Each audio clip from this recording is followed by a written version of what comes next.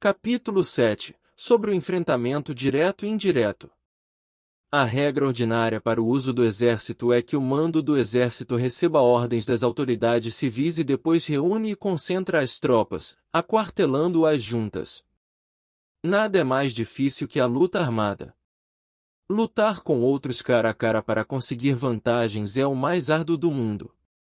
A dificuldade da luta armada é fazer próximas as distâncias e converter os problemas em vantagens. Enquanto das aparência de estar muito longe, começa teu caminho e chegas antes que o inimigo. Portanto, fazes que sua rota seja larga, atraindo-o com a esperança de ganhar. Quando empreendes a marcha depois que os outros e chegas antes que eles, conheces a estratégia de fazer que as distâncias sejam próximas.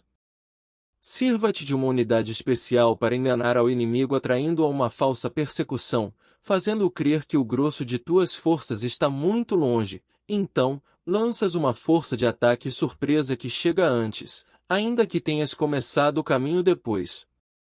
Por conseguinte, a luta armada pode ser proveitosa e pode ser perigosa. Para o especialista é proveitosa, para o inexperiente, perigosa. Mobilizar todo o exército para o combate para obter alguma vantagem tomaria muito tempo, porém combater por uma vantagem com um exército incompleto teria como resultado uma falta de recursos. Se te mobilizas rapidamente sem parar dia e noite, recorrendo o duplo da distância habitual, e se lutas por obter alguma vantagem a milhares de quilômetros, teus chefes militares serão feitos prisioneiros.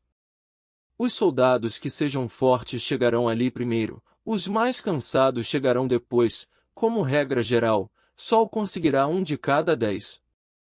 Quando a rota é larga as tropas se cansam, se gastaram sua força na mobilização, chegam esgotadas enquanto que seus adversários estão frescos. Assim, pois, é seguro que serão atacadas. Combater por uma vantagem a 50 km de distância frustrará os planos do mando, e, como regra geral, só a metade dos soldados o farão. Se combates para obter uma vantagem a 30 km de distância, só 2 de cada 3 soldados os recorrerão. Assim, pois, um exército perece se não está equipado, se não tem provisões ou se não tem dinheiro. Estas 3 coisas são necessárias. Não podes combater para ganhar com um exército não equipado, ou sem provisões, o que o dinheiro facilita.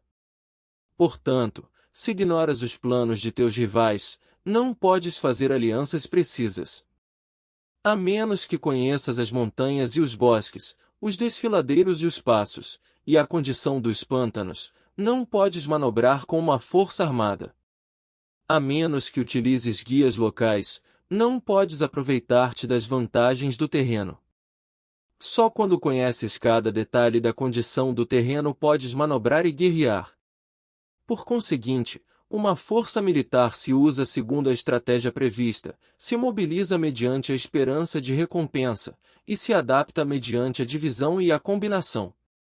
Uma força militar se estabelece mediante a estratégia no sentido de que distraias ao inimigo para que não possa conhecer qual é tua situação real e não possa impor sua supremacia. Se mobiliza mediante a esperança de recompensa, no sentido de que entra em ação quando vê a possibilidade de obter uma vantagem. Dividir e tornar a fazer combinações de tropas se fazes para confundir ao adversário e observar como reage frente a ti, desta maneira podes adaptar-te para obter a vitória. Por isto, quando uma força militar se move com rapidez é como o vento, quando vai lentamente como o bosque, é voraz como o fogo e imóvel como as montanhas. É rápida como o vento no sentido que chega sem avisar e desaparece como o relâmpago. É como um bosque porque tem uma ordem. É voraz como o fogo que devasta uma planície sem deixar para trás sequer um ramo de erva. É imóvel como uma montanha quando se aquartela. É tão difícil de conhecer como a escuridão, seu movimento é como um trovão que retumba. Para ocupar um lugar, divide as tuas tropas. Para expandir teu território, divide benefícios. A regra geral das operações militares é desprover de alimentos ao inimigo tudo o que se possa. Em localidades onde as gentes não têm muito, É necessário dividir as tropas em grupos pequenos para que possam tomar em diversas partes o que necessitam, já que só assim terão o suficiente. Quanto a dividir o saque, significa que é necessário reparti-lo entre as tropas para guardar o que foi conquistado, não deixando que o inimigo o recupere. Age depois de ter feito estimativas. Ganha o que conhece primeiro à medida do que está longe e o que está próximo. Esta é a regra geral da luta armada. O primeiro que faz o movimento é o convidado, o último é o anfitrião. O convidado o tem difícil, o anfitrião o tem fácil. Perto e longe significam deslocamento. O cansaço, a fome e frio surgem do deslocamento. Um antigo livro que trata de assuntos militares disse: as palavras não são escutadas, para isso se fazem os símbolos e os tambores. As bandeiras e os estandartes se fazem por causa da ausência de visibilidade. Símbolos, tambores, bandeiras e estandartes se utilizam para concentrar e unificar os ouvidos e os olhos dos soldados. Uma vez que estão unificados, o valente não pode atuar só, nem o tímido pode retirar-se solo. Esta é a regra geral do emprego de um grupo.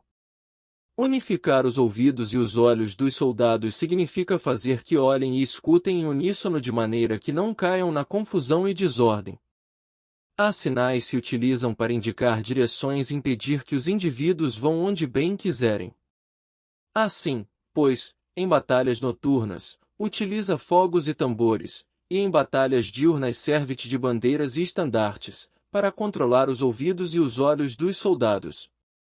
Utiliza muitos sinais para confundir as percepções do inimigo e fazer-lhe temer teu temível poder militar.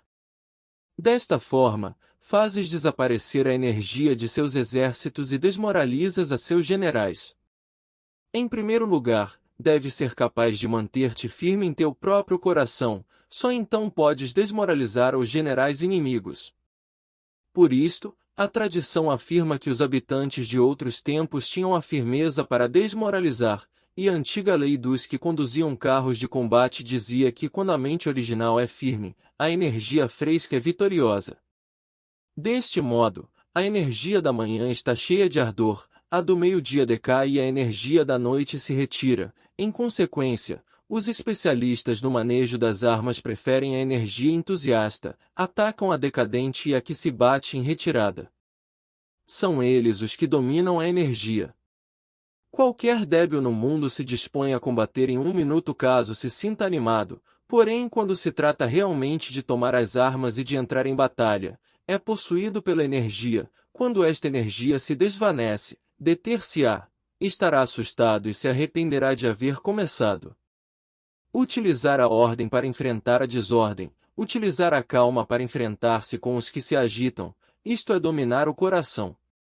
A menos que teu coração esteja totalmente aberto e tua mente em ordem, não podes esperar ser capaz de adaptar-te a responder sem limites, a manejar os acontecimentos de maneira infalível, a enfrentar dificuldades graves e inesperadas sem te perturbar, dirigindo cada coisa sem confusão. Dominar a força é esperar os que vêm de longe, aguardar com toda a comodidade os que se tenham fatigado, e com o estômago saciado os famintos. Isto é o que se quer dizer quando se fala em atrair a outros até onde estás, ao tempo que evitas ser induzido a ir até onde eles estejam. Evitar a confrontação contra formações de combate bem ordenadas e não atacar grandes batalhões constitui o domínio da adaptação. Portanto, a regra geral das operações militares é não enfrentar uma grande montanha nem se opor ao inimigo de costas a esta. Isto significa que se os adversários estão em um terreno elevado, não deves atacá-los costa acima, e que quando efetuam uma carga costa abaixo, não deves fazer-lhes frente. Não persigas os inimigos quando fingem uma retirada, nem ataques tropas experientes. Se os adversários fogem de repente antes de esgotar sua energia, seguramente há emboscadas esperando para atacar tuas tropas. Neste caso, deves reter a teus oficiais para que não se lancem em sua perseguição. Não consumas a comida de seus soldados. Se o inimigo abandona de repente suas provisões, Estas devem ser provadas antes de ser comidas, porque podem estar envenenadas. Não detenhas nenhum exército que esteja em caminho a seu país. Sob estas circunstâncias, um adversário lutará até a morte. Há que deixar-lhe uma saída a um exército cercado. Mostra-lhes uma maneira de salvar a vida para que não estejam dispostos a lutar até a morte, e assim poderás aproveitar para atacar-los. Não pressiones um inimigo desesperado. Um animal esgotado seguirá lutando, pois essa é a lei da natureza. Estas são as leis das operações militares.